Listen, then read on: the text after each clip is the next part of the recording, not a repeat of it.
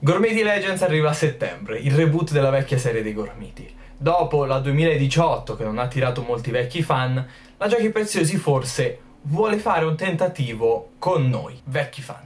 Ma lo sapevate che questa idea alla Giochi Preziosi è venuta perfino prima? E abbiamo le prove per dimostrarlo. Salve e benvenuti a Gormitology. Io sono Jack Sunslide e in questo video vedremo il concorso fatto dalla Giochi Preziosi nel 2014 per trovare dei nuovi character designer per un possibile reboot dei Gormiti. Lo chiamerò semplicemente concorso 2014 perché effettivamente non ce l'ha un nome effettivo. 2014 è l'anno in cui hanno fatto questo concorso. Perché questo scenario ipotetico ci dovrebbe interessare? Beh, intanto è molto divertente. Cioè, vedere personaggi che già conosciamo, dei Gormiti, disegnati in un altro stile, è sempre piacevole. Ma questo ci può anche aiutare a capire gli interessi delle aziende di giocattoli come la Giochi Preziosi e del loro modus operandi aziendale. E specialmente questa cosa serve agli artisti, perché, cioè, ti fa vedere quali possono funzionare per un'azienda e quali no. Quello che può interessare di più a me, e a credo la maggior parte di voi, è il come sarebbe potuta essere un reboot dei Gormiti fatto da uno di questi artisti qua, che sarebbe potuto essere più interessante o meno interessante di un possibile Good Nature Unleashed o 2018. Però prima di vedere alcune delle entry di questo concorso dobbiamo spiegare un po' gli inizi di come funziona questo stesso concorso. Da quello che sappiamo, da alcune descrizioni di alcuni di questi artisti, nel 2014, probabilmente verso maggio, la Giochi Preziosi ha fatto un annuncio di cui non si trova traccia, o almeno non l'ho trovato, in cui cercavano un character designer per continuare la serie dei Gormiti. Alcuni artisti mandarono i loro portfoli alla Giochi Preziosi, altri invece vennero contattati direttamente da loro, o per i loro disegni online o perché hanno già lavorato in passato con loro. Circa 120 artisti arrivarono alle selezioni, cioè i portfoli di 120 artisti sono stati apprezzati dalla Giochi Preziosi abbastanza per essere considerati. A questo punto agli artisti è stato chiesto di ridisegnare alcuni signori della natura per far vedere effettivamente le loro abilità nei Gormiti. E questo è per arrivare alle selezioni successive. Adesso le cose diventano un po' vaghe, specialmente in questo campo qui, dato che le mie informazioni sono unicamente quello che alcuni di questi artisti ci hanno fatto sapere nei loro blog o siti o pagine Facebook, e per certi versi sono sempre stati un po' vaghi, non hanno mai specificato che cosa gli avessero richiesto nel dettaglio. Avrei voluto chiedere ad alcuni di questi artisti specificatamente che cosa la Giochi Preziosi gli abbia chiesto, ma faccio schifo a contattare la gente. Tipicamente quando invio un messaggio chiedendo loro qualcosa, mi ignorano, non mi rispondono e finisce lì. Vi faccio un esempio di un tipo di messaggio che scrivo. Salve, sono Jack Sunslide, amministratore del subreddit dei Gormiti, creatore del più grande gruppo e canale YouTube a tema Gormiti vecchi. Dall'alto della mia potenza gormitica desidero conoscere tutto sui Gormiti e tu sei un pezzo essenziale per ampliare la mia conoscenza gormitica. Dimmi tutto ciò che sai sui Gormiti e poi torna alla tua misera vita umana. A me non mi pare il tipo di messaggio da ignorare. Quindi, considerando questa mia abilità a non farmi rispondere, mi sono messo a spulciare il web e ho cercato di intuire che cosa gli abbia richiesto la Giochi Preziosi nello specifico, basandomi sui dati, tra virgolette. Quindi, sui soggetti, nessuno ha specificato i soggetti che erano richiesti, ma ogni entry del concorso ha 3 costanti: Colossus, Barbataus e creazione originaria. Invece una cosa che è rimasta vaga sono le indicazioni della Giochi Preziosi. Un certo Fabrizio De Fabrizis, che vedremo fra un po', ci ha fatto sapere che era stato chiesto loro uno stile supereroistico. rendendo quindi i gormiti con proporzioni più umane e sottili rispetto ai gormiti vecchi delle prime serie. Mentre un altro artista, Francesco De Stena, invece afferma che devono essere in linea alla serie attualmente in commercio. In quel periodo, nel 2014, c'era la Nature Unleashed, tecnicamente ancora in commercio, che non è esattamente supereroistica, ma l'una non nega l'altra, ecco. C'è anche la possibilità che la Giochi Preziosi abbia chiesto a ciascun artista una cosa diversa, molto banalmente, così da poter sfruttare al massimo le abilità di ogni artista, chiaramente. Metto in descrizione tutti i link di tutti gli artisti che citerò nel video. Se me ne dimentico qualcuno fatemelo sapere nei commenti, così che potete anche vedere altri loro disegni, e semmai, se volete, fategli anche sapere, se c'è una sezione commenti, che siete arrivati lì dopo aver visto il mio video, perché il mio ego può ancora crescere di molto.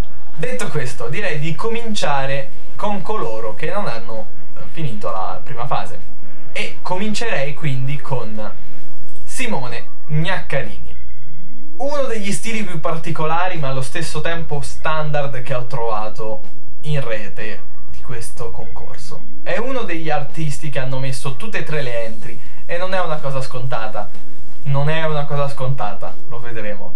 Quello che mi piace molto del suo stile è che sono molto inquietanti. Cominciamo a vedere nel dettaglio Colossus. Colossus è un tizio di marmo pompatissimo con un'armatura che sa di anni 80, anni 90, non lo so bene perché non le conosco queste cose, però sa molto di vecchio, sa molto di vecchio, è inquietante, è figo, però sa un po' di vecchio. Un po' lo stesso anche per Barbataus, che qui ha una sorta di armatura in alcune parti del suo corpo, dove in teoria nella figura originale ci sono delle rocce. La sua mano destra, al posto di avere degli artigli di roccia sul retro della mano, le sue dita diventano dei veri e propri artigli, e la liana al posto del braccio sinistro diventa semplicemente un braccio con delle liane intorno. E in generale c'è questo aspetto molto inquietante del gormita. Mi piace il suo stile. Guardiamo anche la sua entry originale, Pangelium, e no, veramente no. Io questa cosa no. Cioè, perché ha i capelli e il pizzetto? Perché ha una pelliccia che si trasforma in ghiaccio, delle gambe caprine, e più che altro perché sembra peloso. No, ragazzi, no. Ora capisco perché non è passato alla fase successiva. Oltre al fatto che in generale il suo stile è un po' datato, questo c'è da dirlo. Nonostante mi piacciono sia Colossus che Barbataus, il suo stile è un po' datato, e per un reboot nel 2014 non credo che fosse molto adatto. Credo che sia questo il motivo per cui non ha passato alla fase successiva. Nonostante tutto, però, sarebbe interessante vedere le sue reimmaginazioni dei gormiti nel suo stile. Passiamo all'artista successivo, Andrea Raina. Sfortunatamente questo artista ha cercato di eliminare ogni traccia della sua presenza in questo concorso dal suo sito, e quindi unica fonte di informazione della sua partecipazione a questo concorso. Ma non sarà questo a fermarmi. No, tu non puoi sfuggire ai miei artigli. Signor Andrea Raina, ti sei dimenticato di Wayback Machine. I tuoi disegni non sono andati persi, e ora li vedremo assieme. Vediamo Barbataus. Fiero, compatto, mi ricorda Maui parecchio, molto fedele all'originale, tranne cambiamento più grosso, il viso, che assomiglia a una maschera Tiki, e questa cosa io l'adoro. Invece il suo Colossus è incredibile, assomiglia forse un po' troppo a 2x2, assomiglia forse un po' troppo a 2x2 di Ben 10, forse per via del fatto che la testa è separata dal corpo, ma per il resto è molto figo. Mi piace moltissimo il dettaglio sulle mani, che sembra che ha le bende, no? Classiche da pugile.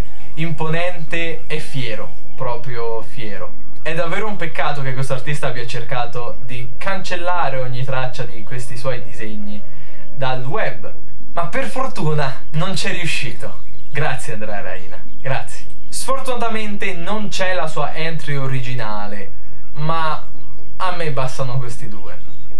Si può capire perché non ha passato le fasi, perché nelle descrizioni della richiesta della Giochi Preziosi c'era il doverli rendere un po' più sottili, un po' più snelli e slanciati, e questi due non rientrano in queste categorie.